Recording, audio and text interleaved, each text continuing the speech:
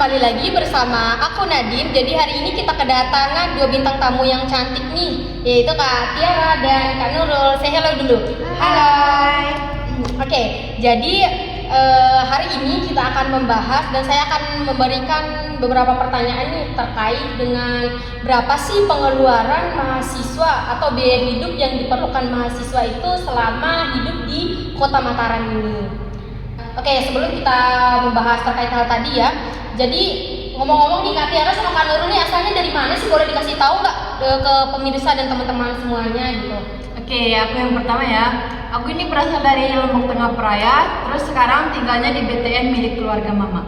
Oh, jadi di Praia ya? Iya, Praia. Di BTN kakaknya, keluarganya. Iya, keluarga. Kalau Kak Nurul dari mana? Kalau saya dari Lombok Tengah, Jonggat, Jelantik. Terus sekarang saya ngekos di Mataram, Gomo. Oh, jadi sekarang ngekos sendiri atau Berdua sama teman. Oh, sama teman. Oke, langsung saja ya. Jadi di sini tuh saya akan menanyakan apa ya beberapa hal gitu terkait dengan pengeluaran ataupun biaya hidup yang kakak-kakak butuhkan atau mahasiswa pada umumnya butuhkan untuk hidup di Kota Mataram ini ya. Jadi berapa sih uang saku kalian nih untuk hidup di Mataram ini, entah per hari, per minggu atau per bulan gitu? Dimulai dari Kak Tiara dulu dah.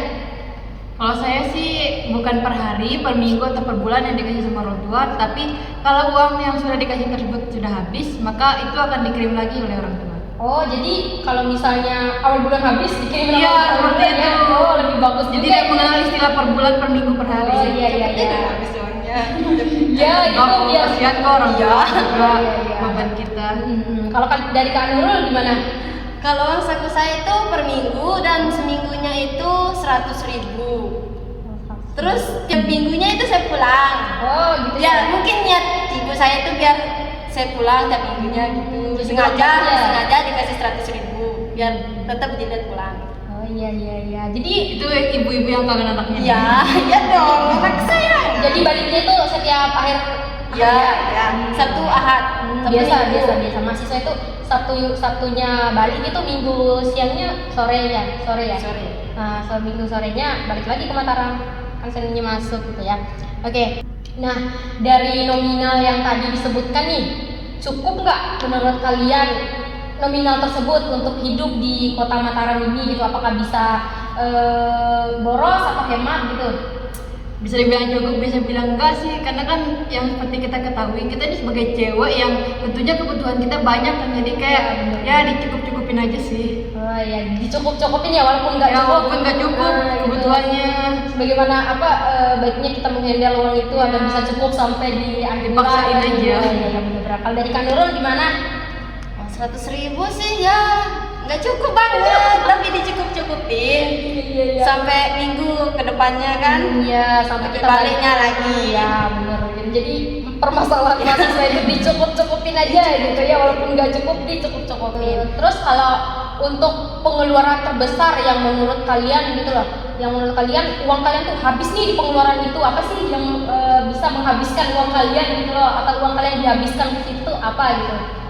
Ya nggak ada lain sih selain makanan, jajan, dan apalagi saya sebagai pribadi yang mengikuti organisasi di Prodi Basrindo, kebutuhan juga banyak mengeluarkan seperti membeli PDH Prodi ini, jadi ya bisa dibilang gitu. Jadi pengeluaran terbesarnya biasa. pengeluaran terbesarnya di organisasi sama jajan ya, biasa kita perempuan itu aduh Benar, Ya, bisa. jajan yang godaan utama sih. Kalau Kak Nurul gimana?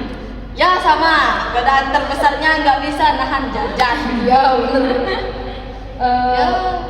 Sama Tugas-tugas yang di print itu ya. oh iya tugas-tugas mendadak Walaupun kelihatannya nggak seberapa, tapi banyak kok yang banyak ngabisin. ya banyak gitu ya. Jadi pengeluarannya itu di jajan sama di tugas kuliah. Emang ya kalau masalah kita perempuan itu benar-benar nggak bisa menahan diri untuk tidak jajan gitu. Nggak jauh dari jajan-jajanan sih. Ya.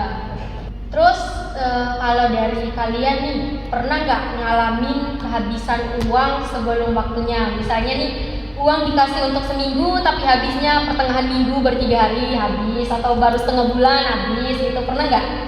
Kalau itu jangan ditanya sih. Mungkin kalian bisa nanya sendiri ke mamaku seberapa seringnya uangku habis Oh sebelum kita kontak nih waktunya. mamanya. Karena mungkin mamaku juga kapok ngasihnya setiap habis ngasih, jadi kayak udah capek banget mamaku. Jadi udah sering banget kehabisan uang sebelum waktunya. Iya. Aduh, boros banget ya kelihatannya Kak Tiara ini. Kalau Kak Nurul gimana? Pernah banget. Pernah banget, sumpah uang 100.000 buat seminggu hidup di Mataram, ya Allah. Gak bisa banget, udah irit banget. Sampai pernah nih, saya puasa, puasa tinggal segini. Saya masak, udah matang, lagi saya tambahin air, lagi saya masak. Biar banyak ya. Ya Allah. Kasian banget ya, itu Sama cerita gitu, kos-kosan.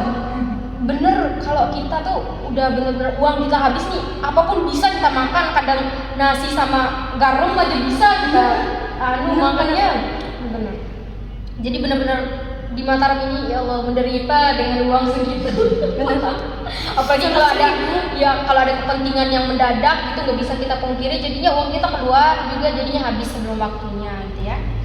Menurut kalian kehidupan di kota Mataram ini yang besar gini, menurut kalian bisa hemat atau malah bisa lebih boros gitu? Uang kalian keluar banyak atau malah lebih hemat gitu loh, entah harganya yang murah atau harganya yang mahal gitu?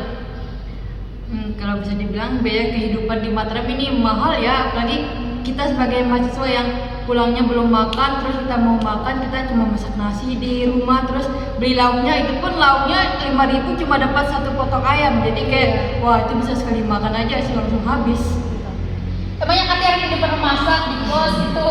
Ini tipe-tipe cewek yang jarang masak. Oh, jadi Cuma maunya bisanya masak nasi aja. Jadi maunya yang instan-instan ya teman-teman. Jadi Katia ini tipe orang yang instan-instan beli makan. Itu sih bisa boros banget itu.